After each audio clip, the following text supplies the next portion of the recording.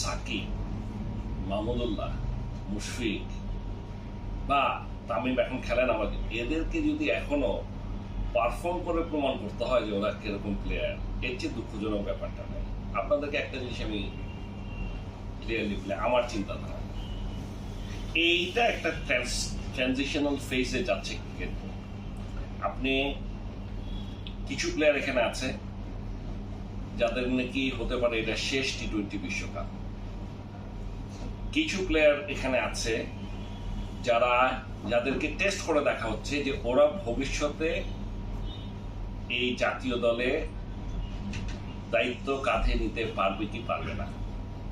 ঠিক আছে, আমি তানজিদ সাকিব বলেন, তৌহিদ হৃদয় বলেন, অনিক বলেন, রিশাদ বলেন, তানজিম সাকিব বলেন, অনেক কিন্তু মানে এটা কম না। আমি বলছি যে এরা যে সকলেই এখন তামিম সাকিব মুশফিক হয়ে গেছে তার কোনো প্রশ্নই ওঠে না। বাট আমি বলছি যে এদের একটা সুযোগ হচ্ছে এখানটায় যে এখান থেকে আমরা বেছে নিতে পারবো কারা কারা ভবিষ্যতে নেতৃত্ব দিবে এই টি-20 ক্রিকেটকে। আর আরেকটা গ্রুপ আছে, আরো দু একজন আছে এখানটায় যাদেরকে নাকি আমরা হয়তোবা তাদের শেষ সুযোগ। এখন আপনারা বলতে পারেন কেন ওখানেও নতুন নিয়ে আসতে, তাহলে সবই যদি নতুন নিয়ে এসে একটা বিশ্বকাপে নামানো হয় তাহলে আরো বেশি রিস্কি হয়ে যায়। আমাদের পাইপলাইন আরো 5জন রেডি আছে, 5-6 জন, এমন না যে নাই।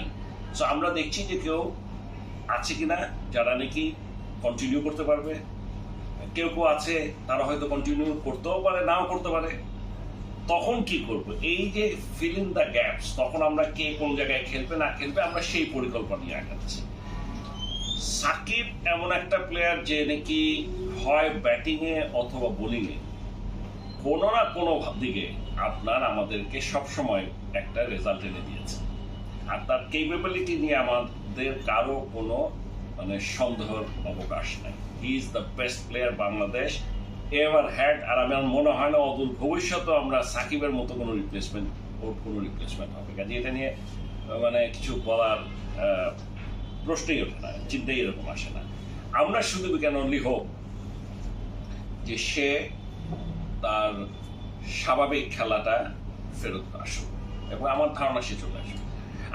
আমার যে ধারণা খুব শীঘ্রই সাকিব তার আসল রূপে ফেরত আসবে, হয় ব্যাটিং বা বোলিং অথবা বোথ।